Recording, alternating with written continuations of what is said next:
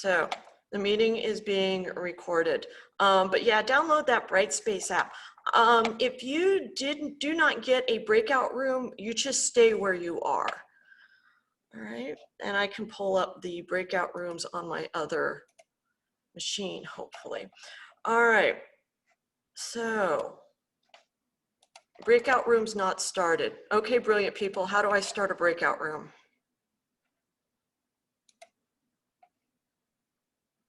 No one's gonna bail me out and tell me how to do this? I can rename them. I can close them. Here, there we go. And we're only gonna,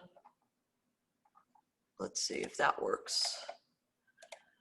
Now I guess I need to open the rooms. Okay, so won't worry about breakout rooms today.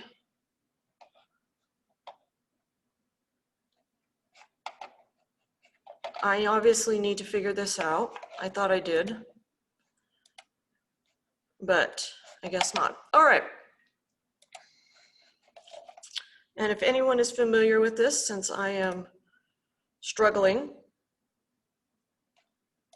you can let me know how to enter breakout rooms.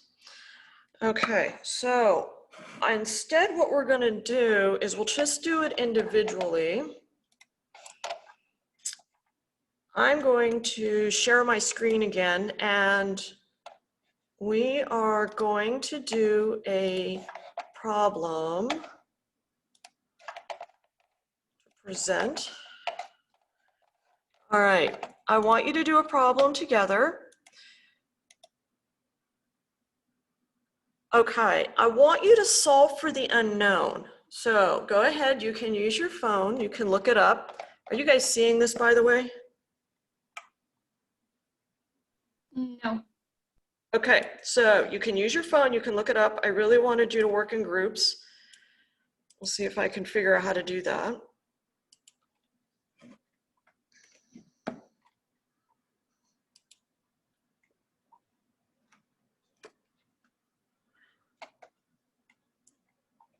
And go ahead and work through this and let me know.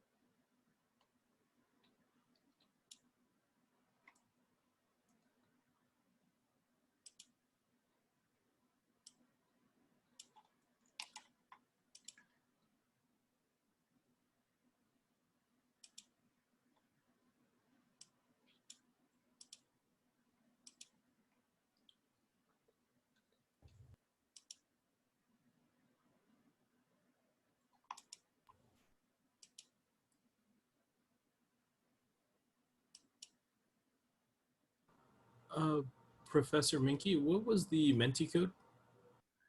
It's 8514559. It's on the top of the screen.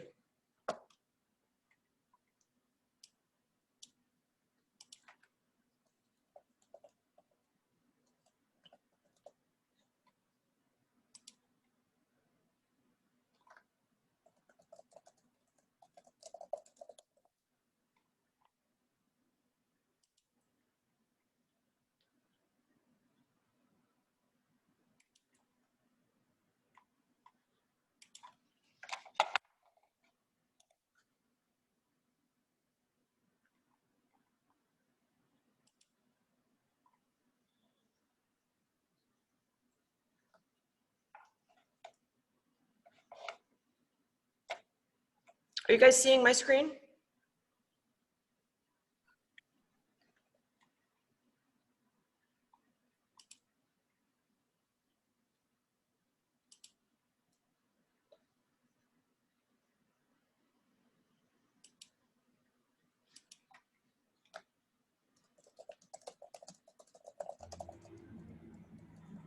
Excuse me, Mrs. Minky.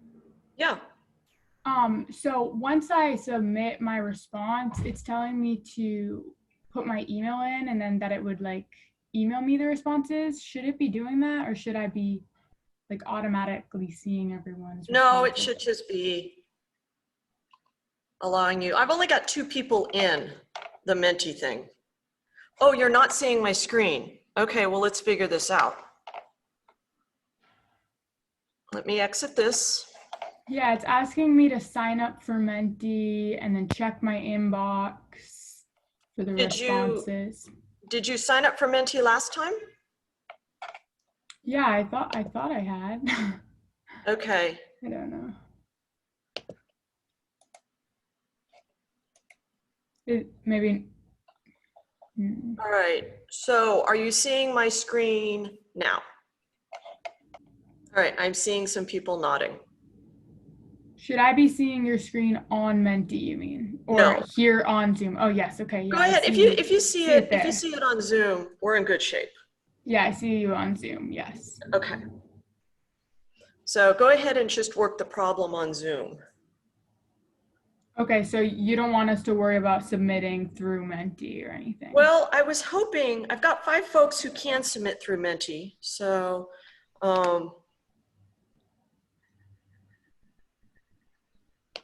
so some of you figured out Menti. I think you just go to menti.com in the past and enter your password, but go ahead and just do it on the screen, Dasha. Or is it Daisha? Dasha. Dasha. Okay.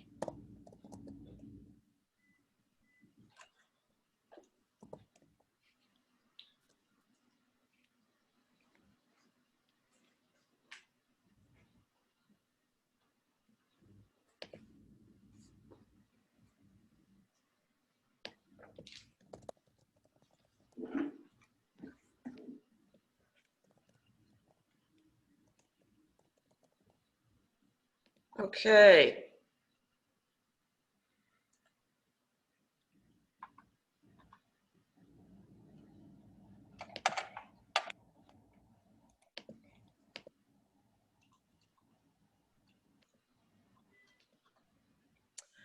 All right, I have one answer.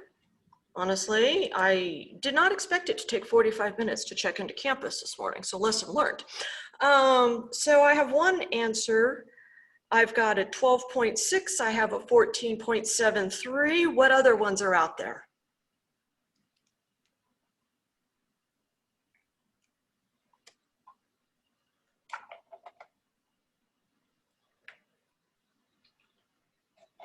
Oh, here we go. So it looks like we're looking at answers at about 14.75, 72. That seems to be about right.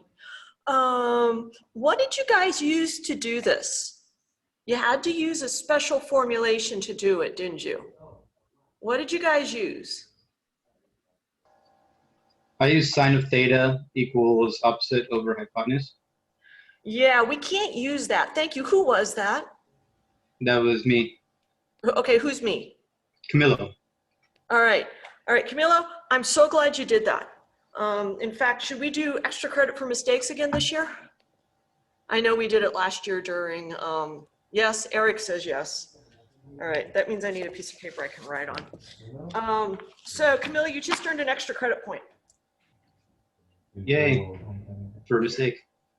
For a mistake, because we can't learn unless we make mistakes. All right, that's the key. You learn from your mistakes. You don't learn from your successes. So I'll start a list.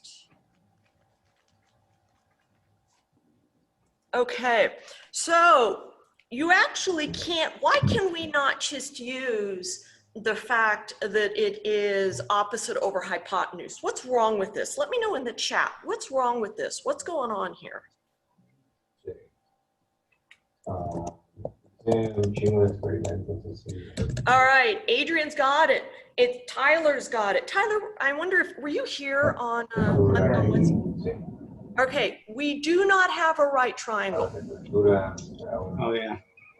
So because we don't have a right triangle, we can't use this. All right, so we had to use a different law. I've seen it pop up in the chat, and that's the law of cosines. Oh, yeah, from the homework.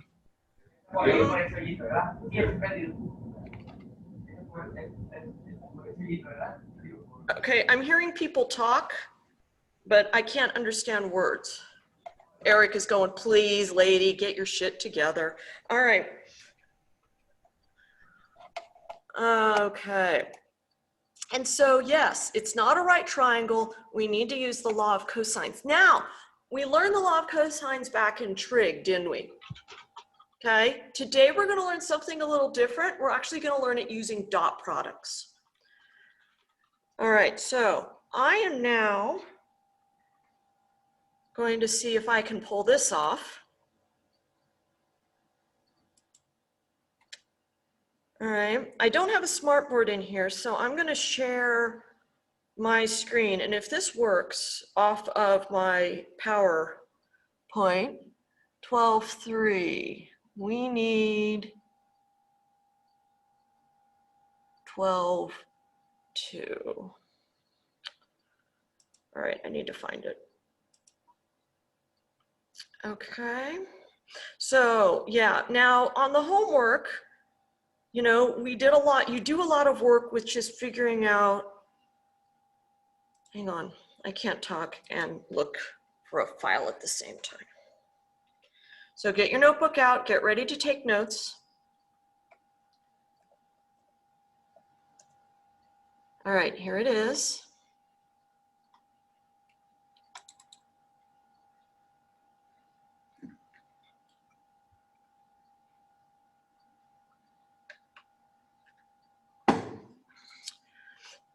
And I think, Daisha, I think you called me Miss Minky.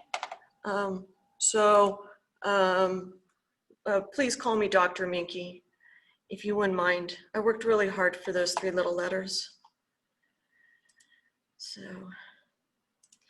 okay. All right, guys. Oh, I disabled participants sharing their screen. Okay. All right. Now it's time for you to be patient with me. Restrictions. No, those are reactions. Security. Allow participants to share screen. Let me try this again. This is why I was supposed to do it last night with the family, but the family did not.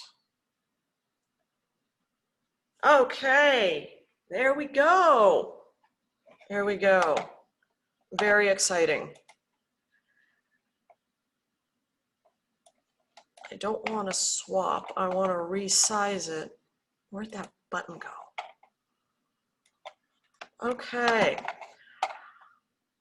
All right, so we're going to start in on 12.2 vectors. Someone mentioned vectors, and a shout out to Scalar because I know he started his homework. All right, on vectors because he sent me a question about one of the problems.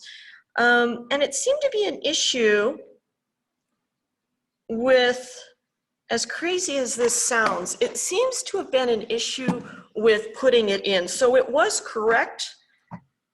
Hang on, there we go. It was just an issue of the way I think you inputted it. I don't know how to input WebAssign as vectors, all right? So I guess I'm taking on too many technological challenges this semester. But WebAssign and vectors is certainly one of them, all right? So Google it, look it up, and let us know. So we're going to talk about vectors. We're going to spend a lot of time this semester working with vectors, all right? And so let's go ahead and get started. We're going to start by just defining what a vector is. And vectors being the fact that you all are primarily engineering students, vectors are going to become your life. All right, and so let's go ahead and get a pen here. You see it a lot in physics, and how many of you, if I can see a show of hands, I think you can do that in the reaction button, right? Maybe not, but those of you that got your video on, how many of you have already taken a basic engineering class where you've had to do, so a lot of you have, so a lot of you have had to see these vectors before, correct? The difference is we're going to do physics and engineering with these vectors, but we're going to learn how to do them using Calc 3.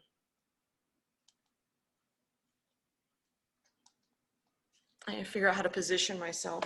So this is basically what? Well, displacement is a big one, correct? In your velocity, velocity is also a vector. Okay, we also have acceleration. All of these can be written as vectors. Now, in your physics class, prior to your Calc 3 class, right, when you did all these, displacement, velocity, and acceleration, you just used equations, correct? And those equations still work, but we're going to look at them in vector space now. You'll see this in when you're working with magnetic fields. And the reason I bring up magnetic fields is, well, my husband's position has just been moved, but to Tempe, so I'm not sure how that's going to work, but he does work at this point today, at least. He works for Honeywell, and they make generators, and he's the design chief for generators, and he spends a lot of time looking at magnetic fields, right? You spin some magnets around, they create a force, don't they? So that's another thing that comes to mind is force. If you have taken your statics class, how many of you, by a show of hands, have taken a statics class so far? Anyone? Okay, so Hannah has, so a couple of you have taken statics, right? In your statics class, what is all statics? All right, nothing moves, so you spend your entire statics class summing forces and setting it equal to 0, don't you? All right, so I've just taught you statics, sort of. Okay, now a vector has two components to it, right? And the two components to a vector is magnitude and direction.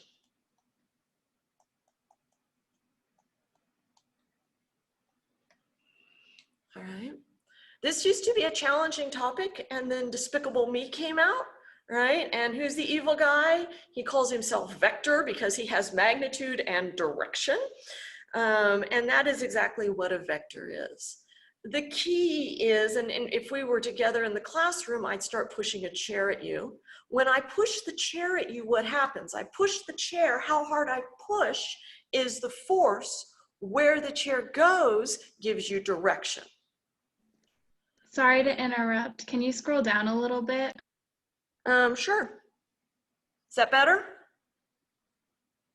Much Excellent. better, thank you. You're welcome. Feel free to interrupt at any time. Okay, so those of you that have had a statics or have had physics where you've used vectors, we're going to do a little bit of review, but what's the difference is we're going to be looking at things in 3D because that's reality, correct? Okay, so let's go ahead and talk about how we write a vector.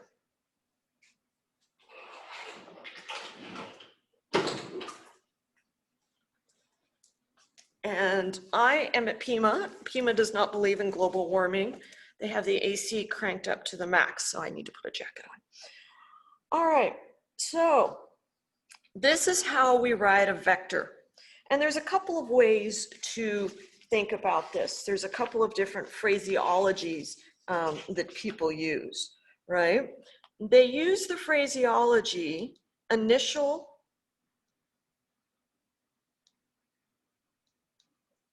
to final, right? Okay, You will also hear it called head to tail, right? Those are the type of words we use when we're talking about vectors. So when we have a vector, what's going on? And I'm going to write one from the origin. We have its initial point, and then we draw a vector like this. Now, this point here can then also be called either the final point, and the other word we use for it is terminal, right? It's the end point.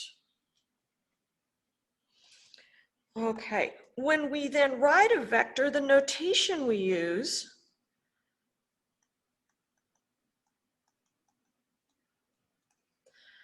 all right, our notation is then going to be a vector, all right? Typically, I'm just gonna write a couple of numbers here. We use these alligator brackets, greater than or less than brackets. That's one of the ways that we say this is now a vector. The first term here for our vector is then gonna be our x component.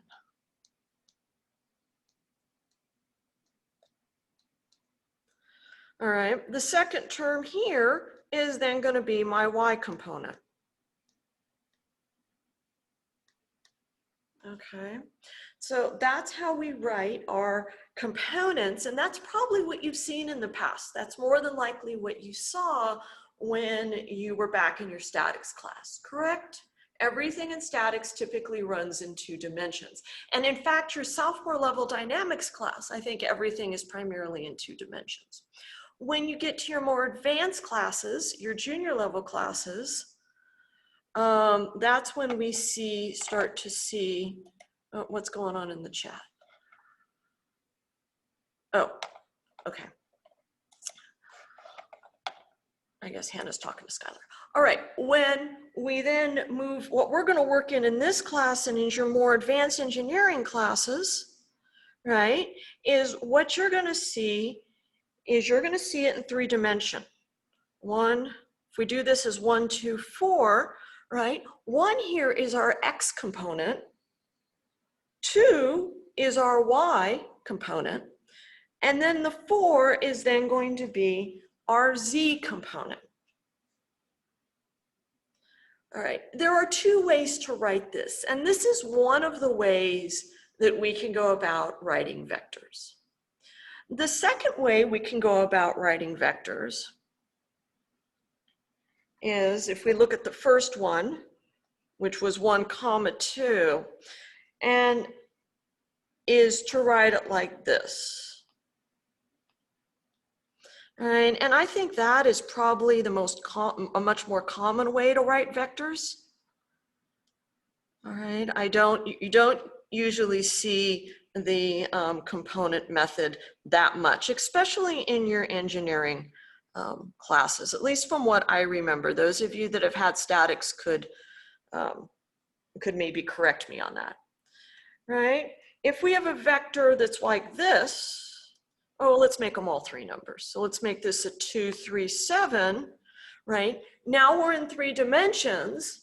And so the way we're going to write this in vector notation, plus 3j as a vector plus 4k as a vector. When you are doing your homework and when you're working with WebAssign, you will notice it will have it bolded, all right? And so that's what's going on there. It might be bolded. You know, if we're writing stuff out, we can't bold it, so we need to put the little vector sign over it. All right, let me check into the chat.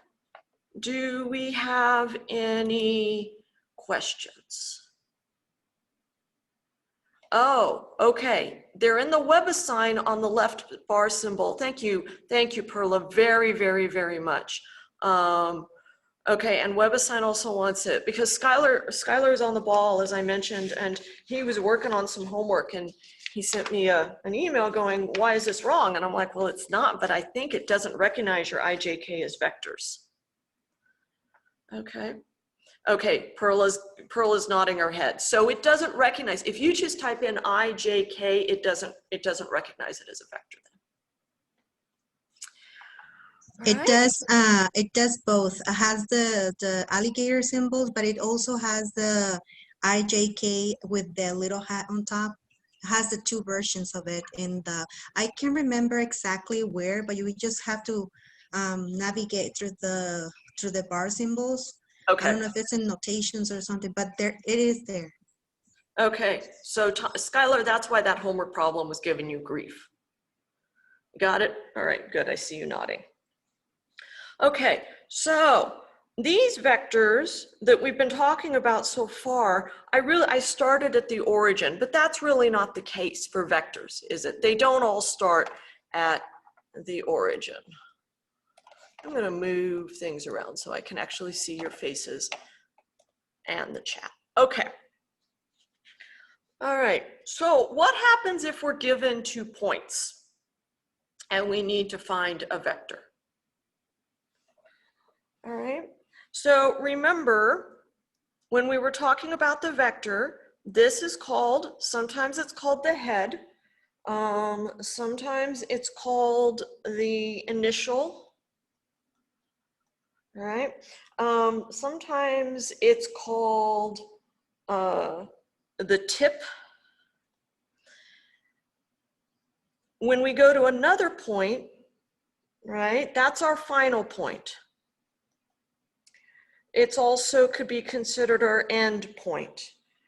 All right, it's also considered the tip tail is the other thing it's referred to at. So it's sometimes referred to head and tail. So to find the vector,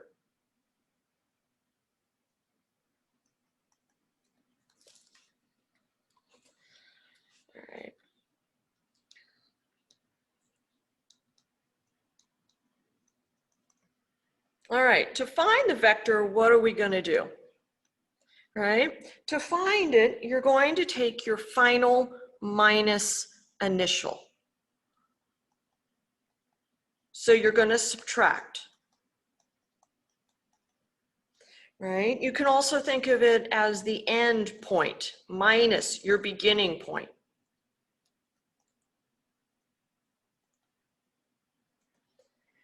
Right? Or the tail minus the head. Sometimes it's called the head, sometimes it's called the tip. It really just sort of depends. All right.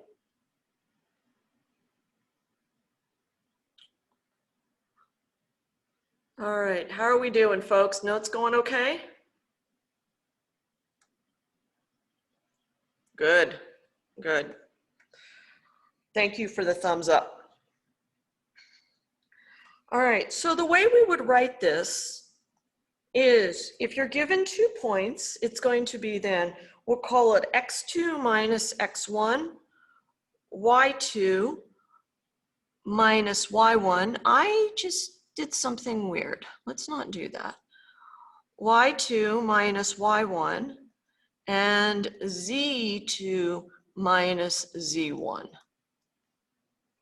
All right. And where your final point or your end point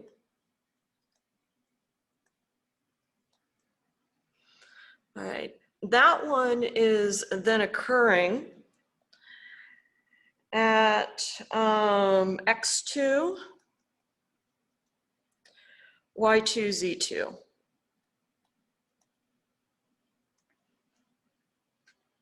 right, and your initial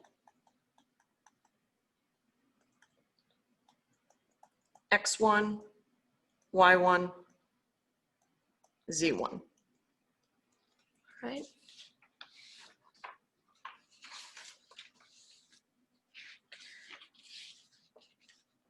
All right, so let's go ahead and do a problem together. Some of these problems, I was working on relabeling them this morning, but some of them, I don't know why. Hang on, annotation, erase. Okay. Close this, go back to here. All right, so for this particular one, I want to find a vector A, and it represents a line segment. And you're going to, when you do your homework, you're going to see it, and it's going to look like this. All right, your second letter here, Daisha, why parentheses versus, oh, excellent question. It's parentheses on this problem, Daisha, because it's a point. All right, it's an XY pair. So it's not a vector yet. Okay, so let me give you a second to get this one written down, and then we will go ahead and do that. Okay. All right, so this is going to be our start or our head, and this is then going to be our tail or our ending point. All right, so if it was B and then A, it would be a different vector, wouldn't it? It would be going a different direction, correct? All right, so if we want to find this vector, right, what are we going to do? Well, we're going to take 3 minus a negative 3, and then we're going to take 3 minus a negative 1. Right, and so we end up then with the vector 2, 4. All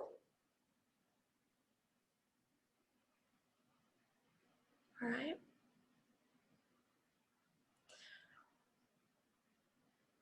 Now, in doing this, where do all vectors in essence start? We had a line segment. Let's look at it from a graphical standpoint.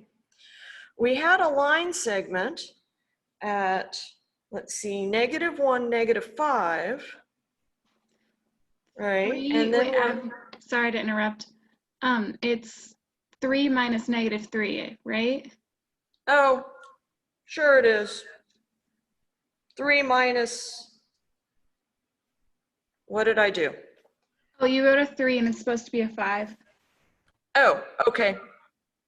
So my answer is right, correct? Yes. No, it's not.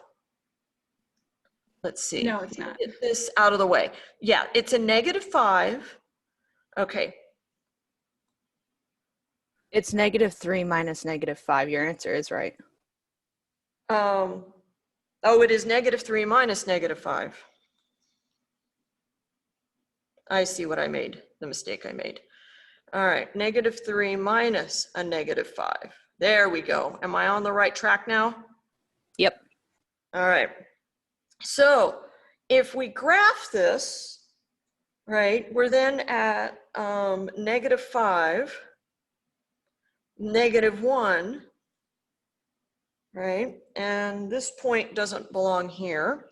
That point should be at -3, +3. -3, +3. All right, so we get a line segment that looks like this, correct? But when we turn that into a vector, vectors always, for the most part, you can assume vectors are going to come from the origin. So by turning this into a vector, we are basically translating it. So it then turns into looking something like that. Now, if my scale was right, it would basically be the same line. It's just being moved over as the vector definition. How are we doing, Danny? We doing okay? Good, good. Parentheses versus that. You don't need parentheses prior to the +3. I'm assuming you mean the -3 there. No, you don't have to write it out that way. That's just the way it's, since I'm subtracting the negative number because I teach elementary algebra, I write it out that way. Okay. No, sorry. The +3 in the second term. 3 Right. minus -1. Oh, yeah, I guess there doesn't need to be a parenthesis there. Okay. All right. Okay. What do you think we're going to do for 3 dimensions then? What's going to happen in 3 dimensions? We do it how many times? 3 times. Thank you. Thank you, Renee. Yes, exactly. We're going to do it 3 times. All right, so I flipped notes too far ahead.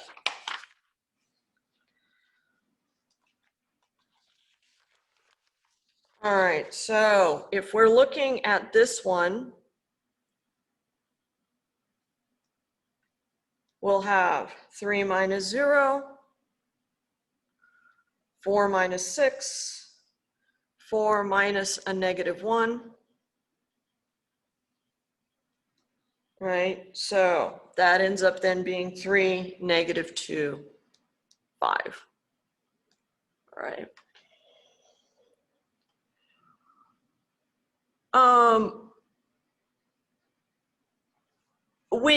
When you figure out the vector representation of a line, Perla, it automatically repositions the vector at the origin. It's just, there's a lot of things that vectors can do for us. And in fact, let's look at one of the most wonderful things. Are we good? Can I change slides? Okay, getting some nods. All right, and that comes to play when we're adding vectors together. Okay, when we're adding vectors together,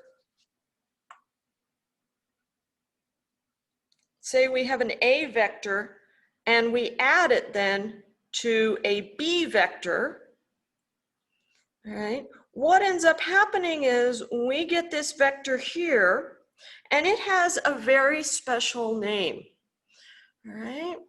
And this vector here, its name is then the resultant vector.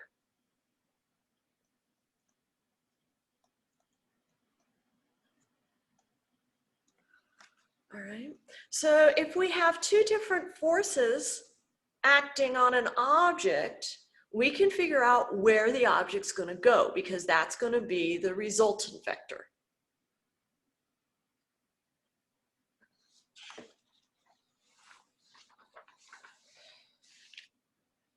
All right, so if we're doing force, if we're doing tension, if we're doing torque, any of those problems, right, we want to see what the resultant vector is. Now in statics, what's your resultant vector? Who remembers from statics? What does your resultant vector always have to be in statics?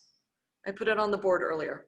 You got it, Dacia. It's got to be 0 because nothing is moving. If your resultant vector isn't 0, then we've got stuff moving around. Okay? All right. So let's see how to practically use this. It's called the law of triangles for vectors. Okay. Where C is then the resulting vector. So if we're adding vector A and vector B together, we get vector C. Now, when you add them, you really add them by looking at components. All right? So that's what we think about. That's what we worry about. So think of it in terms of components.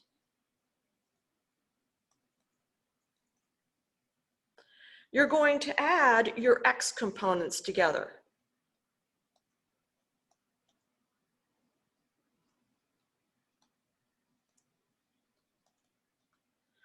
All right. Or we can think of it as also as our I components. All right. Your Y components are then going to get added together. This is your J component. Your Z components are going to get added together. All right. So that then becomes your K component. All right. When we do matrices, right, we can't mess with columns, can we? We can mess with rows, but not columns. Similar things when we do vectors. X's stay in their own lane, for lack of a better term. Y's stay in their own lane. Okay, Z's need to stay in their own lane.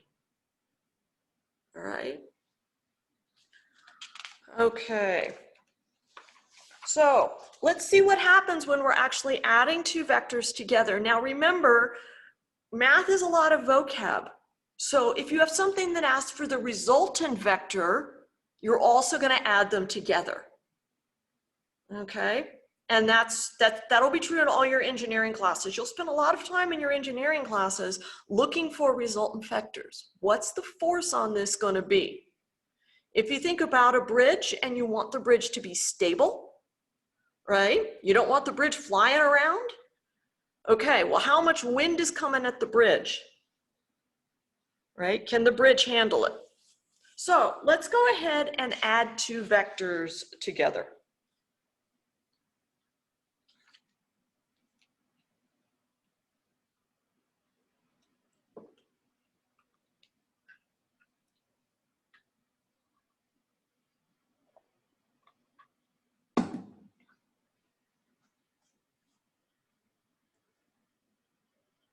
All right, so here we have a vector A and a vector B, and we're going to find and I'm going to go ahead, let's use the words you're going to see in your engineering courses. All right, we're going to have to add vector A and vector B together, and that's then going to end up giving us vector C.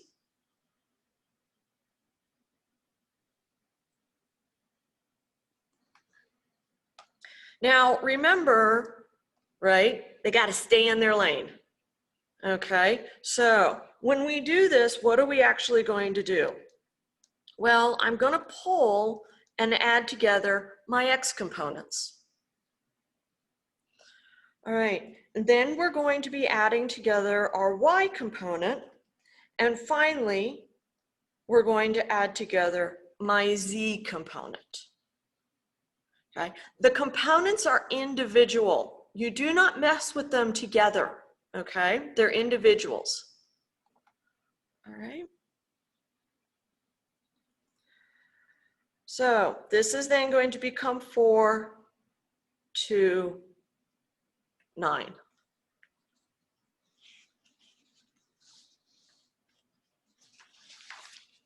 All right, and that's called my what? When you're in your engineering classes, what are you going to call that? The what vector?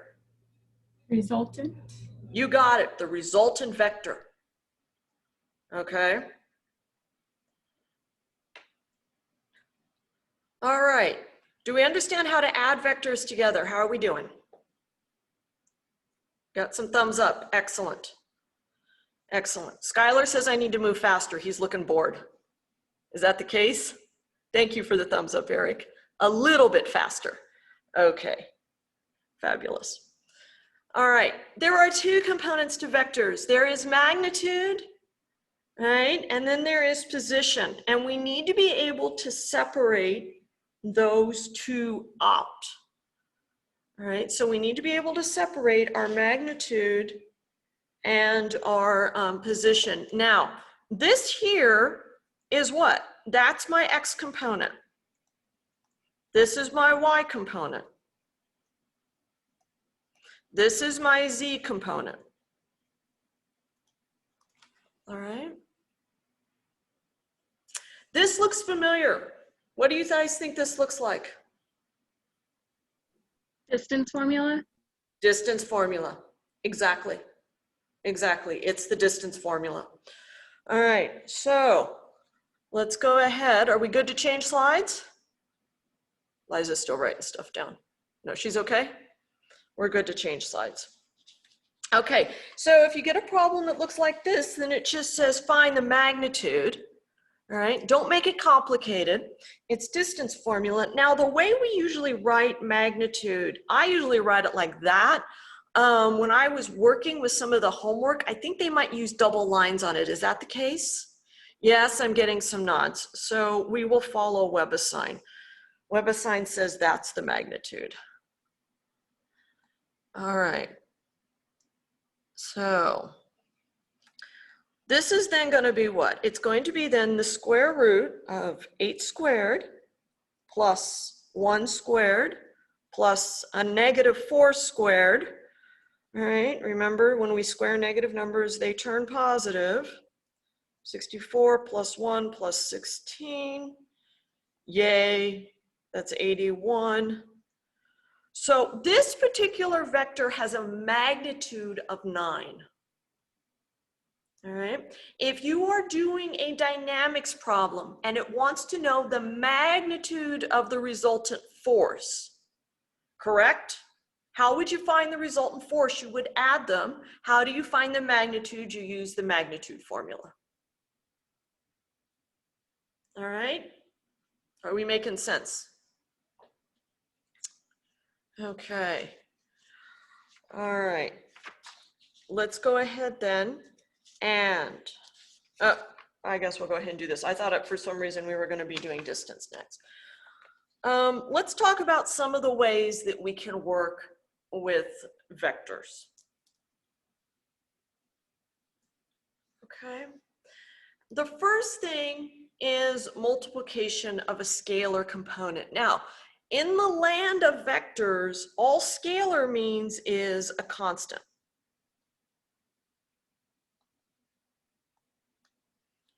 All right. So when we're talking about a scalar, we're talking about a constant. So if we have these two vectors, and you'll notice the equation, I'm multiplying 4 times a, oh, let me scroll it up. I don't know if you guys can see it. There it is. I'm multiplying 4 times my a vector plus 2 times my b vector. All right. Don't make this difficult. You literally just multiply like you're multiplying in equations.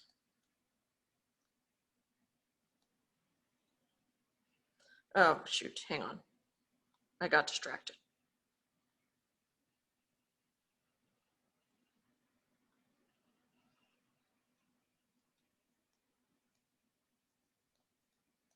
All right, the only way students make mistakes on these is just like with an equation, when you're distributing in an equation, they have a tendency to lose a number, all right? So this becomes what? 4, 8, and 20. This one is then going to become 6, 0, and 8. All right, did I do that correctly?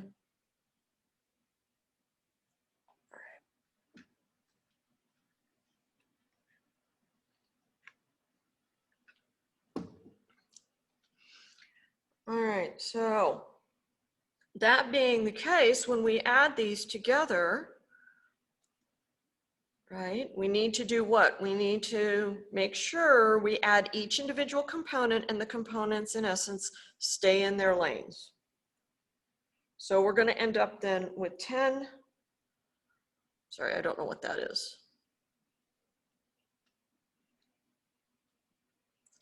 10, 8, and 28. All right.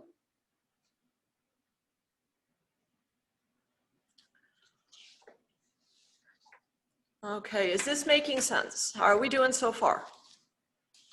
Now, could we find the magnitude of that vector? Sure. We're not going to, but we certainly could find then the magnitude of that particular vector.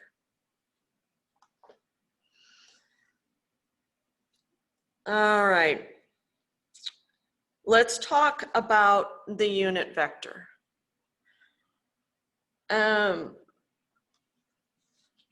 Talk to me about the homework. I usually don't use this notation here for unit vector, to be very honest. Go ahead and write it down, but I don't usually use it because sometimes we have u vectors, right? So this notation doesn't make any sense for me. And I think I have it because the textbook originally had it as a unit vector.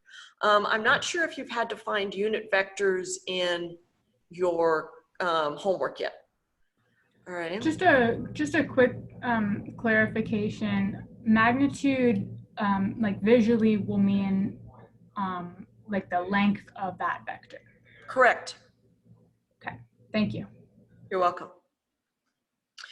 All right, what unit vector does for us is the unit vector is then, my screen jumped. The unit vector is then our direction. Okay. So if you have a lot of vectors with the same magnitude acting as a force on something, a lot of times we'll just reduce it down to some unit vectors. Those of you that have had diffie-q have already dealt with vector and slope fields, correct? Okay, not all of you have had diffie-q, but when you're in a vector or slope field, you're dealing with unit vectors only.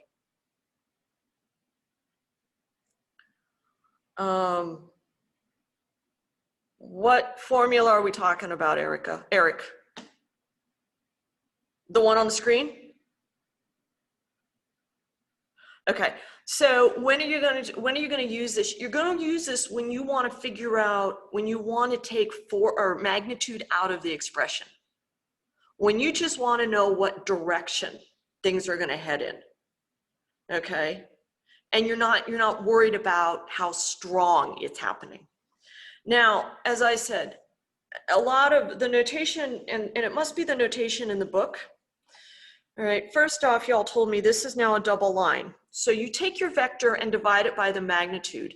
In doing that, you're dividing out. All right, and so I write it this way. Actually, usually I'll write that'll be written as an A. All right, and I don't know, as you know, I learned on the cave walls with the dinosaurs, as many of you know, but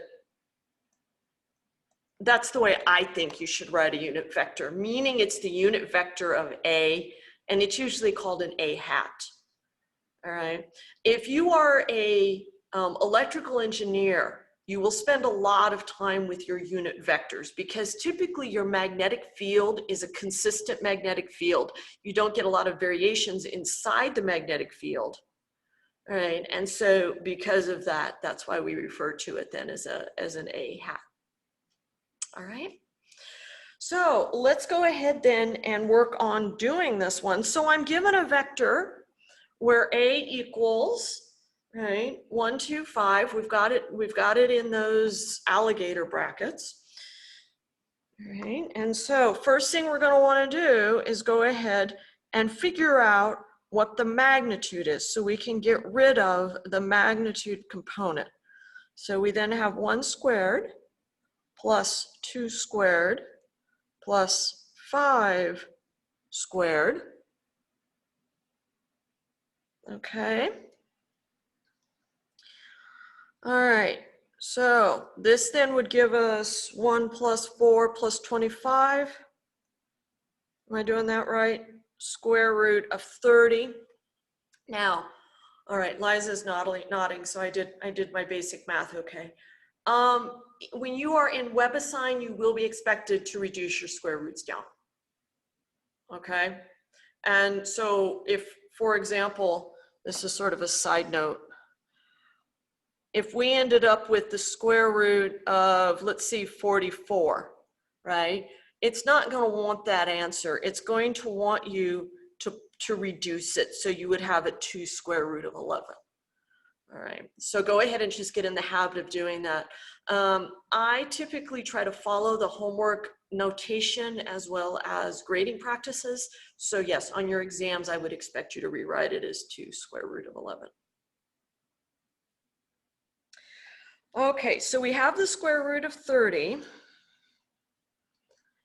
So now we can figure out what our unit vector is, right? Our unit vector is then going to be 1, 2, 5 divided by the square root of 30. I am not sure what WebAssign does on this. Has anyone done unit vectors in WebAssign yet? I'm not seeing any nods. So Yes, it combines it all into one unit It does vector. make it 1. Thank you, Liza. Right, so that's how you're going to want to write it in WebAssign. Does WebAssign want you to deal with that square root on the bottom? Not usually. I haven't found a problem with leaving it in the bottom yet. Okay, All right.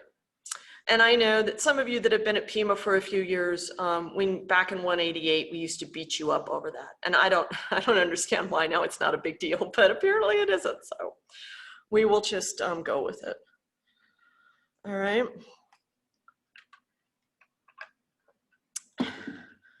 Okay. So let's go ahead and do a more of a vector problem, right? Find a vector that's in the same direction as this vector. Vector A is -2, 3, 4, and has a length of 8. All right. Anyone have an idea? I'll let you get this down. And then let me know, what would be a great way to start this problem?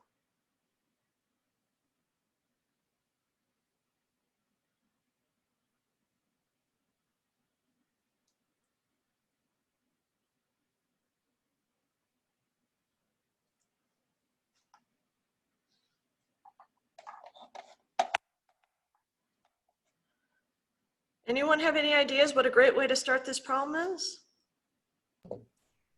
Find the magnitude. Okay, we're going to find the magnitude because we need Naveen, help me with that. Am I saying that properly? Hey, Professor Menke. Yeah, it's Navin. No worries though. Because we want to find it in the same direction as that vector, I think we should Right. find the unit vector, because that would give us like the direction in terms of like a unit of 1, and then multiply it by the magnitude of 8 to find a vector in the same direction, but with a magnitude of 8. Excellent. Yes, that is certainly correct. Okay, so as Naveen mentioned to us, right, we're going to go ahead and we're going to start by finding the unit vector. We need to find the unit vector because we want to suck the direction or the magnitude out of this because we just want direction. All right, so let's go ahead and find the magnitude of this vector. So that's going to be the square root of a -2 squared plus 3 squared plus 4 squared. All right, and so this is then going to become 4 plus 9 plus 16. So that gives me the square root of 29, correct?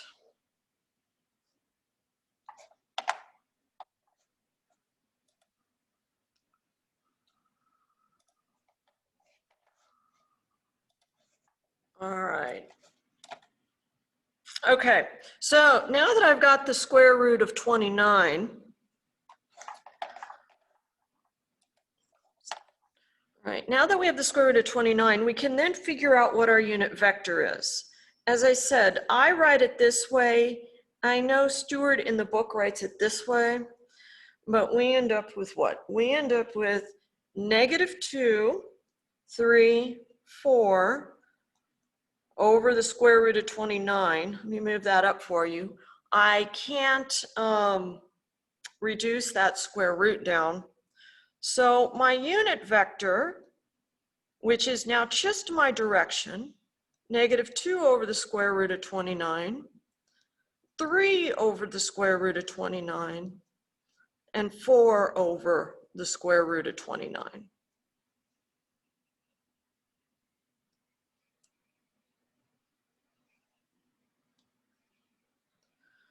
All right, so we've separated out the direction.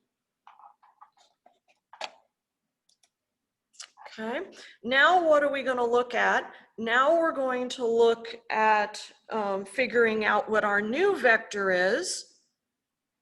Well, if we think about it, our magnitude is 8. I'm literally just rearranging things, and then I'm going to be in the same direction as the A vector.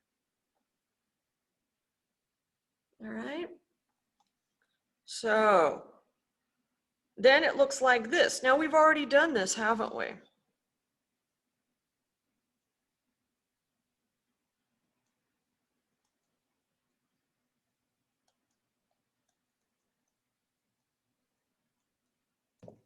So how do you know that it needs to be multiplied times 8?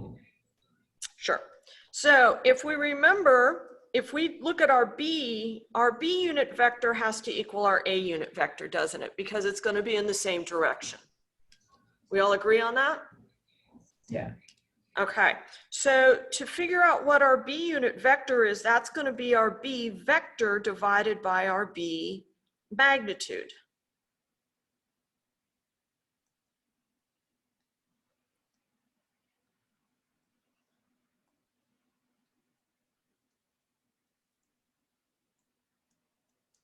Correct? All right. So if we go back up here, it tells us we have a length of 8. And I think someone pointed it out earlier, right? When we talk about magnitude, we're basically talking about the length of the vector, correct? So why is this not, are you guys seeing this? No. Wonder why I'm having a fail. Okay, so what I'm going to do is I'm going to stop sharing my screen, and then I'm going to reshare my screen. So just a second.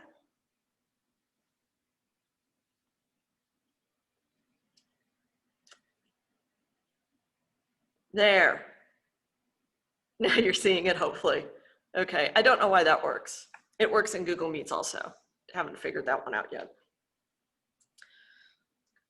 I should have tons of Wi-Fi bandwidth though, because no one else is here.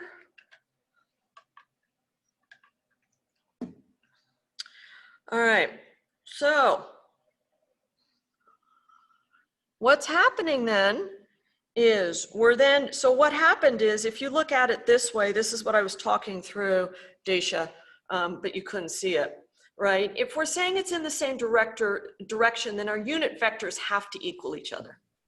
Yeah, that makes sense now. When All you say right, it like that. and we were given that the length is then going to be 8. All right, and so that was how I moved to the B vector being 8 times the A hat vector, or the A unit vector. Sorry to interrupt. Can you scroll up for a second? Eric is asking. There we go. Yeah, I lost the chat. I will bring back the chat. Miss Minky, Yeah. do we just leave the 8 on the outside, or do we multiply it in and then that's our final answer? Your final answer is going to be multiplying it in, Eric. Okay. I wasn't sure because like the screen froze and then I lost everything that happened. Yeah, well, the screen froze for everyone. Oh. So let's go back up here. So we get negative 16 square root of 29, 24 square root of 29, and then we're going to have 32 over.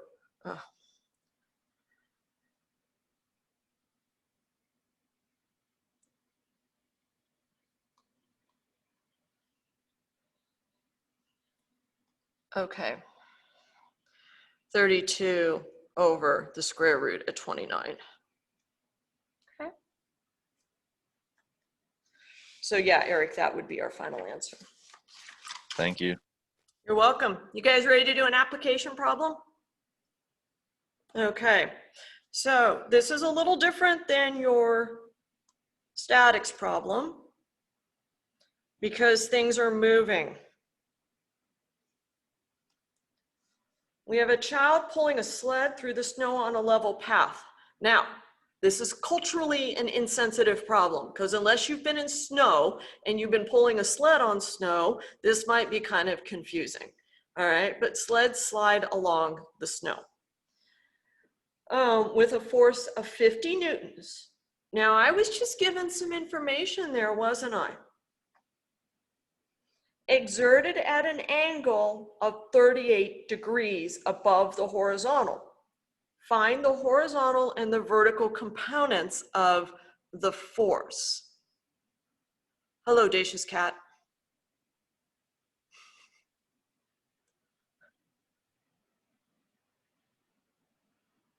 All right. I was given some information, as I mentioned. The first piece of information I'm given is that 50, right? Force of 50. In the land of vectors, what does that mean? If we have a force of 50, what is going on here? That's my what?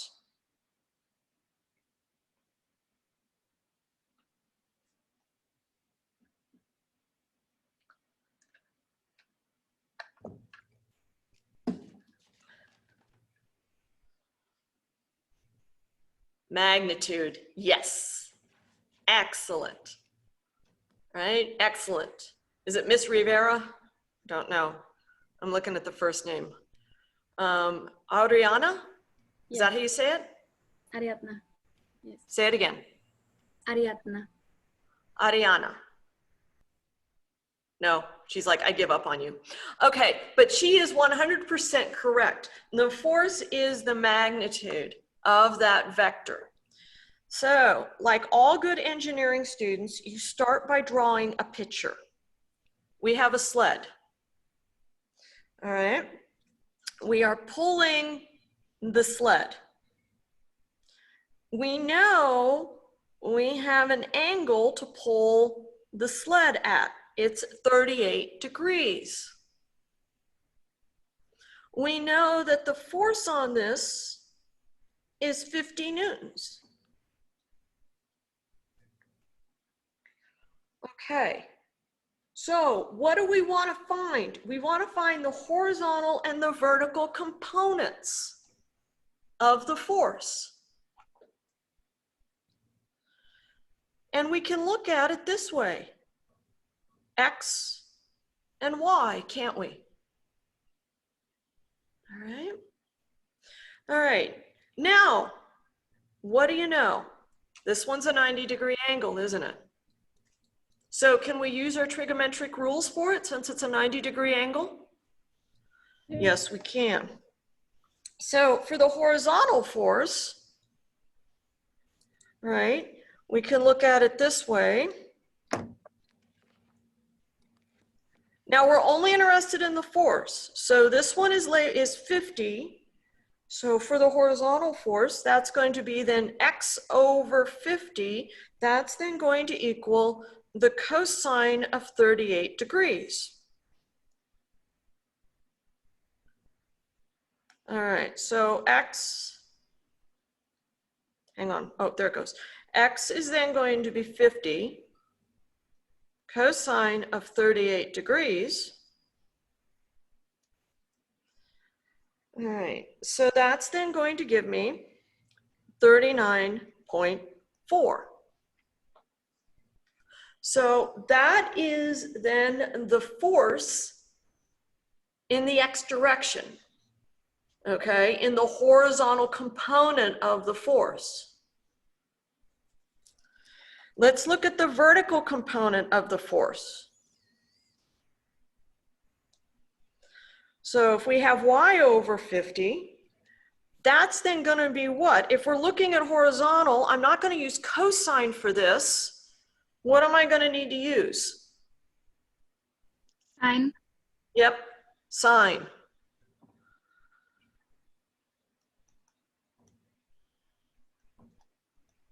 All right, so we would then have sine of 38 degrees. So Y then equals 50 sine of 38 degrees. I think the screen is frozen again. It does look like it. Oh, it says my screen sharing is paused. How did I do that? Okay. I must have hit a button. Come on, there.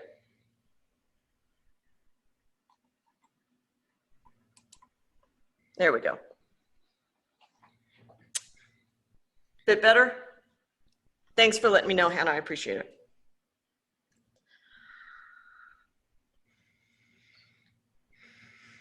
No, it's not gonna let me. There we go. All right, so this is then 30.8 These are all in newtons, right? Because our original problem was given to us in newtons.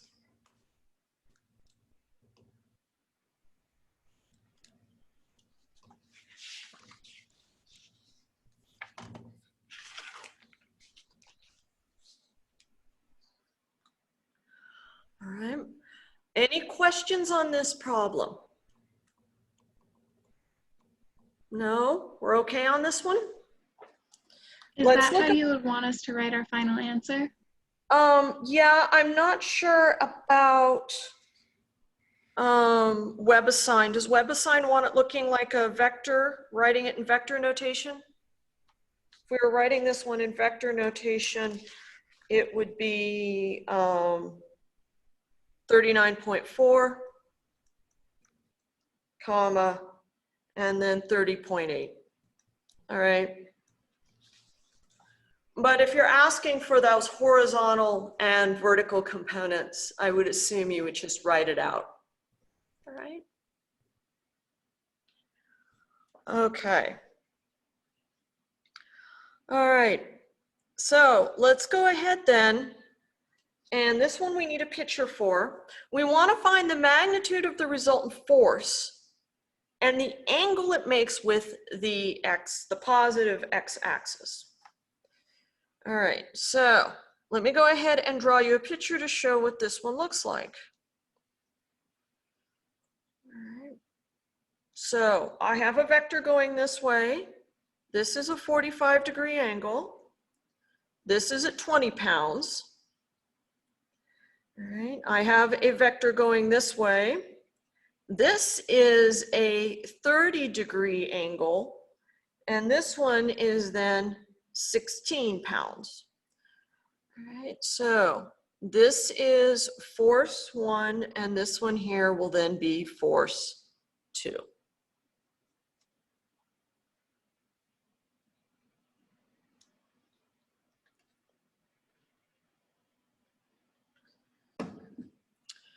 Okay, couple of key words. Magnitude. How are we going to find, oh, you guys are taking notes.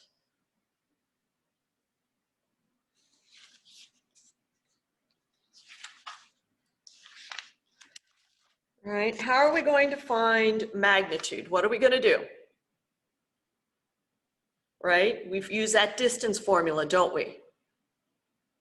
Okay, so magnitude, this word, if we tear this apart, right, we're going to want magnitude of our force, but we have another word, resultant. What does the resultant tell us we have to do with this? Add.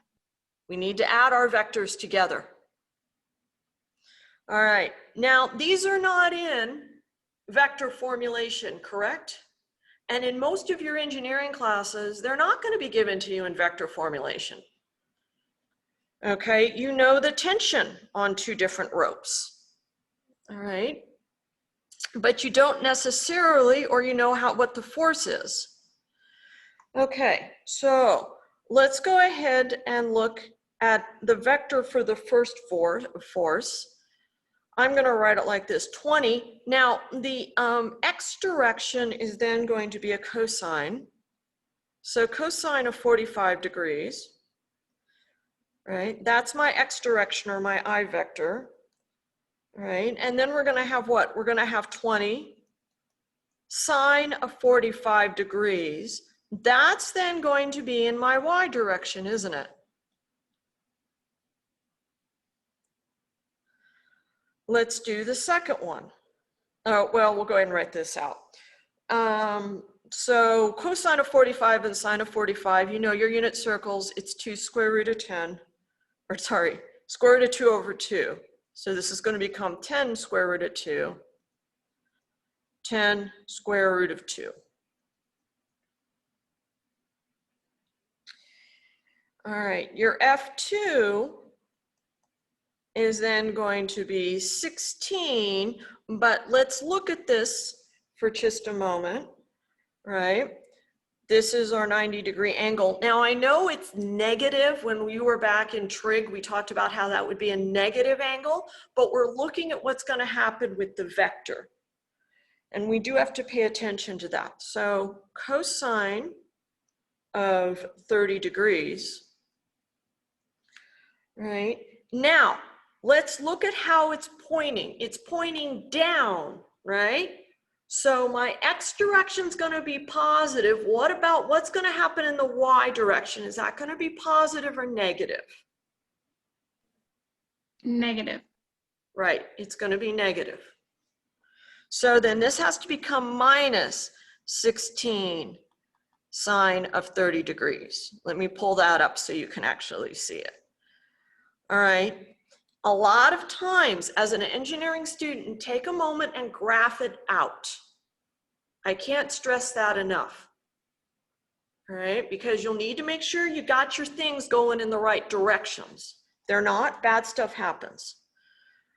All right, so let's see, that's going to end up being 8 square root of 3i minus 8j.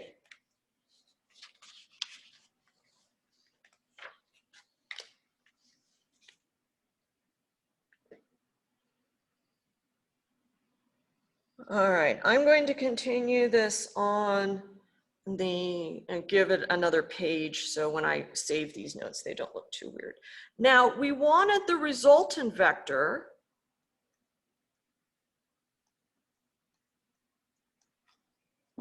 Right, so we wanted F1 plus F2.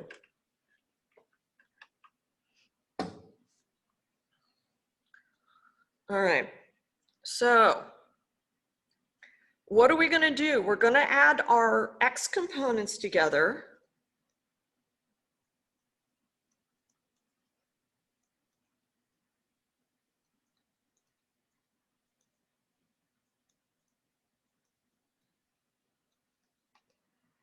And I ended up, you guys check your calculators. I've got this as just 28. Could have a bunch of zeros after it. I left the house without a calculator this morning.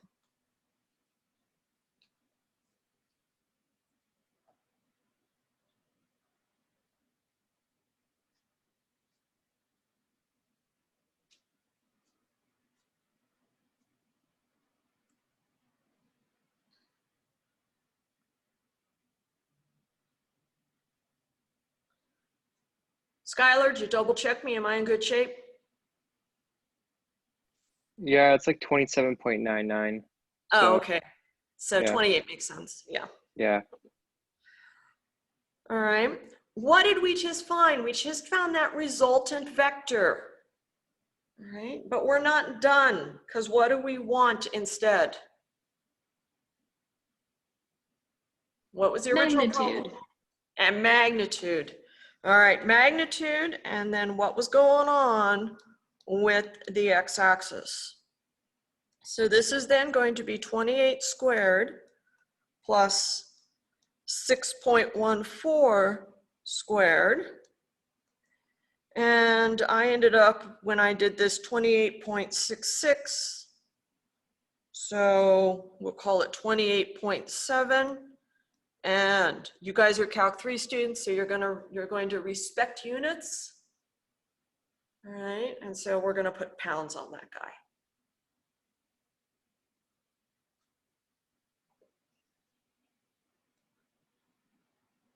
All right, not quite done with this problem, because we need to find the angle it makes with the x-axis, correct?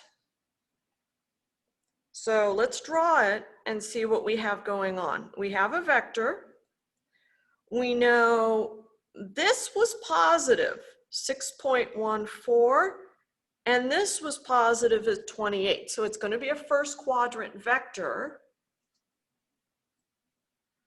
Right? If we're looking at the angle here, Danny, what do you think? How can I find that angle?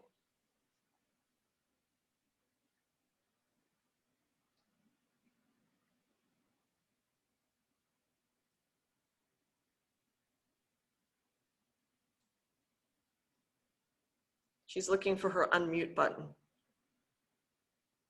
Or maybe she's typing in the chat.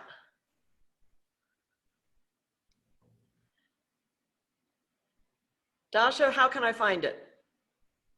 Sine inverse of 16.14 divided by 28. Okay, so it is we're going to use the tangent, aren't we? All right. Okay. Oh, you have construction in your house. How exciting. So tangent of theta is then going to be 6.14 divided by 28. So 12.4 degrees.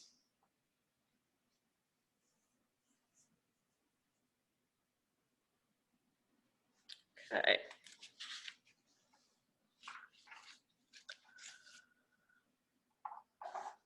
Is that making sense?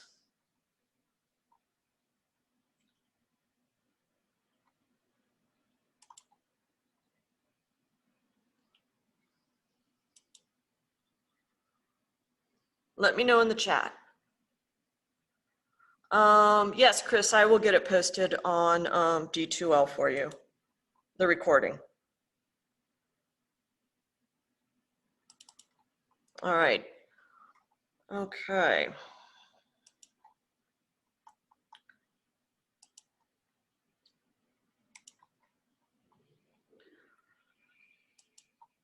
I got a question. Something about a right. Oh no, I guess that was an old one. Okay, so we're going to start 12.3. We're not going to get very far. Please do the homework. The way WebAssign is set up, your 12.3 homework and 12.1 through 12.3, and I can change this if I have to, those are due Wednesday at midnight. Everyone understands that. Okay, if you wait till Wednesday at 11:30, you're going to run into trouble. Okay, so Wednesday at midnight, homework is due. The quiz is then due Thursday at midnight. So they're not due on the same day. If you want to take them on the same day, I don't have a problem with that, but your WebAssign quizzes are always due Thursday at midnight. So you will be doing this in WebAssign. Your 12.4 pre-quiz, all right, that'll be due before class then. Okay, so we're going to start talking about the dot product, all right, and what the dot product is and how we're going to work with the dot product. And here's the answer. The dot product tells us, right, the dot product is going to tell us the angle between two vectors.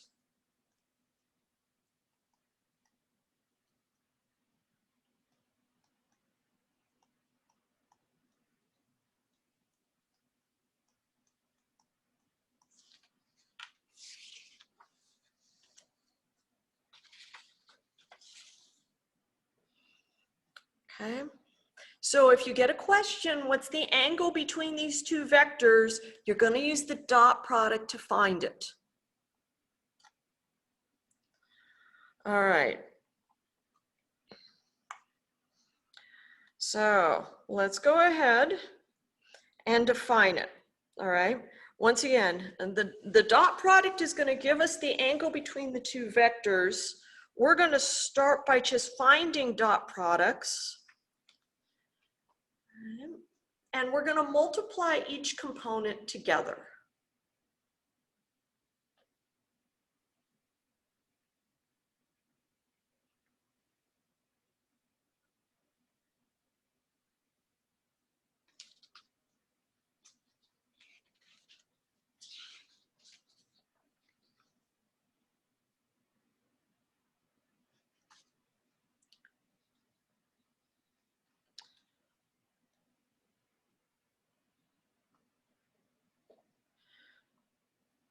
Now, when we do this, the result of what comes out of here, this is then a scalar. Okay? Meaning it's just a number. So you've sort of eliminated the vector aspect of it when you do a dot product. You come up with a scalar. And as I said, the point of it, right, is to be able to find the angle between two vectors. Basically, you multiply your x your X components together, your Y components together, your Z components together, and then you add them up.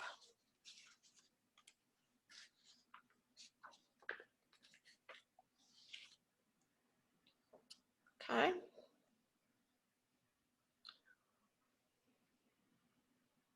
All right, are we good?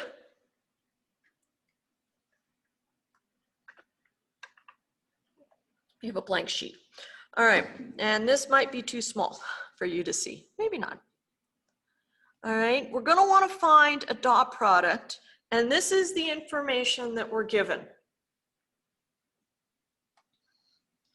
All right, so we want to find the dot product. Now, this is not direct, you can't really think of it as multiplication because we are in a vector scenario. All right, and so if we're gonna do vector A dotted with vector B, we're going to start by multiplying our x's together. We're then going to add that by multiplying our y's together, and then we're going to add that by multiplying our z components, so to speak, together. So let's see, we get 12 minus 10 minus 3, right? So the dot product on this is then going to be a -1.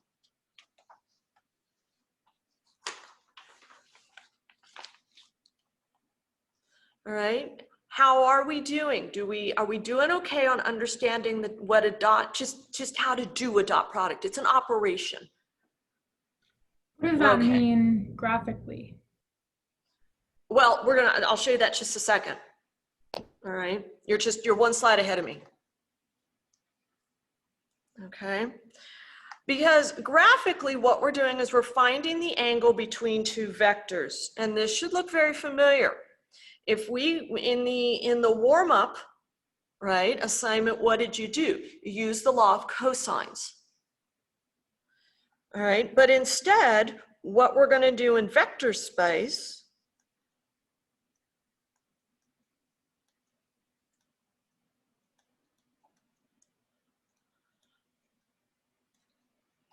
is we're able to find those two vectors.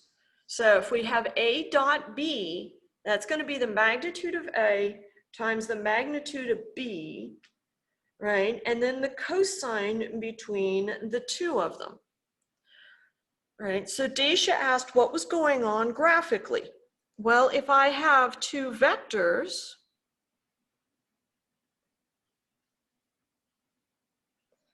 right?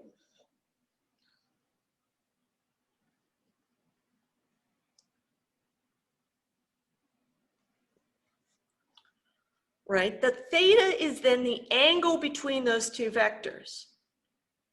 Now we did an earlier problem where we were looking at the angle with the positive x-axis. Now we're figuring out what the angle is between those two vectors. Okay.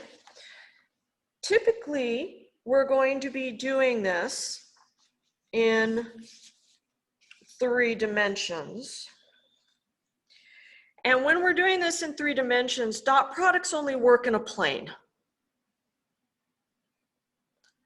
Right, so if we have 3 dimensions, what's going to happen, and this is sort of one of the bad issues of dot products, for lack of a better term, is the dot product is going to happen when we're in the plane. All right, and if we then have, let's see, the other thing we need to know, if they are orthogonal,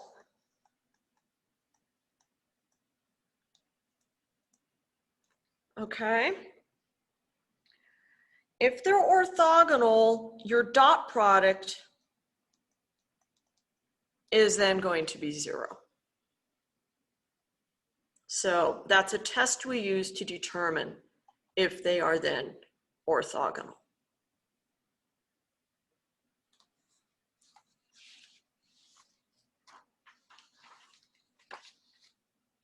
All right. I'm going to do one example, put it all together, and then definition of orthogonal. Who can give me a definition of orthogonal?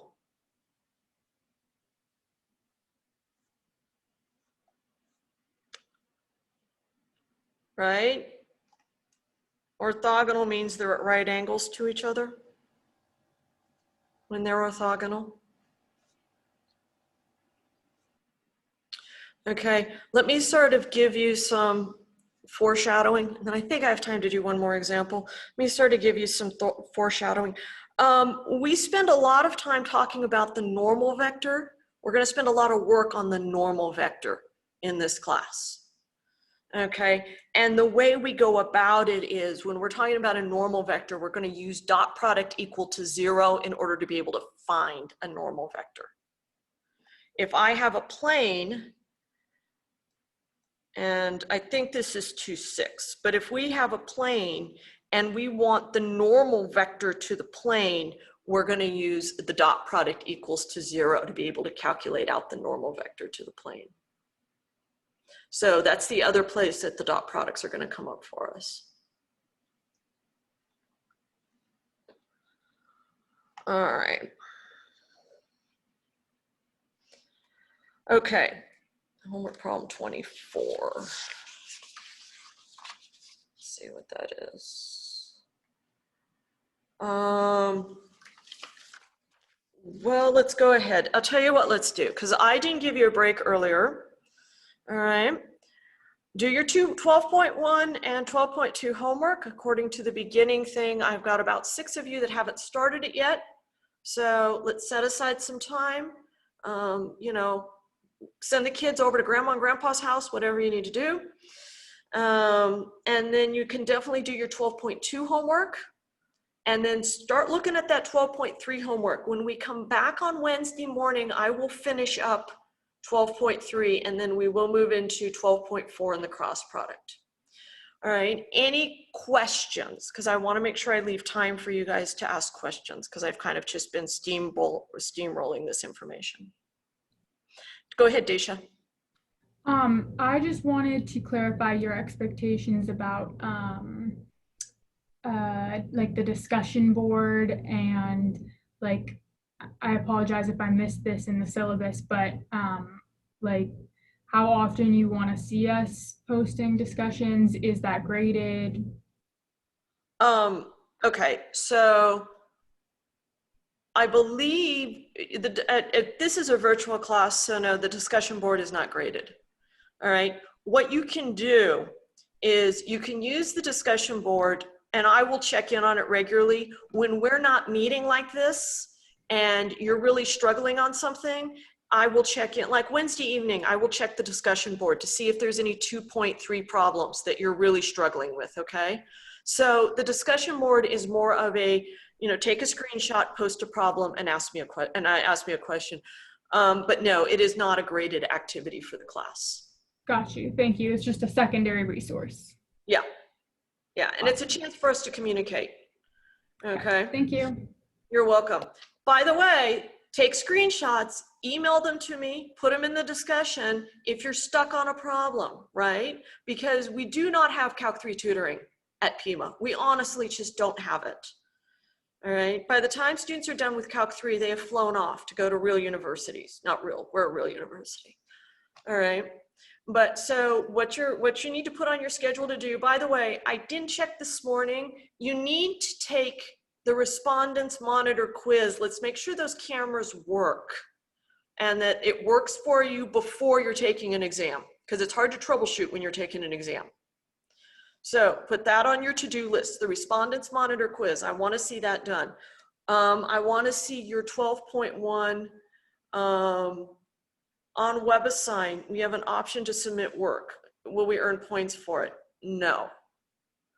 No, you don't earn points for submitting work on WebAssign. Okay. You're going to do your 12.1 homework. If you haven't started yet, let's get going. It's 20 problems. It took me like an hour and a half. Okay. Does that seem about reasonable, Skylar? I know you did it. How long did it take you? It was probably about that, maybe a little less, maybe a little bit more, but yeah, Okay. probably about that long. Yeah, so you guys allow some time to do this. The proctored quizzes in D2L, Eric, you go under quizzes.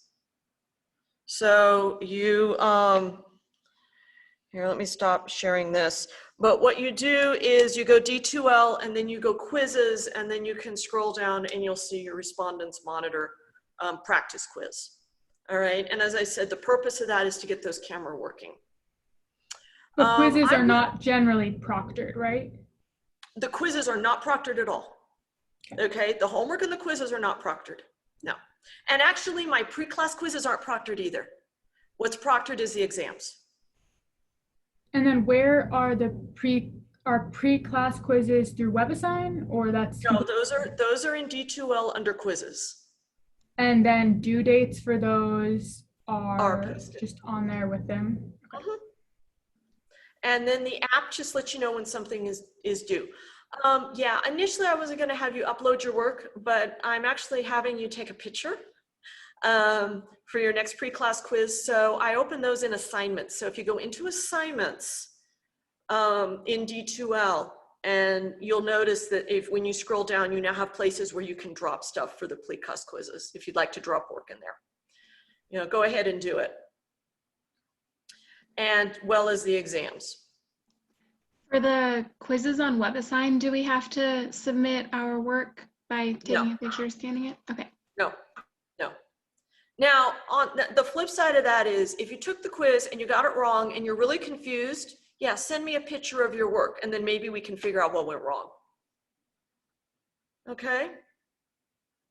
I'm in office hours tomorrow. You can click on that Google Meets link for office hours.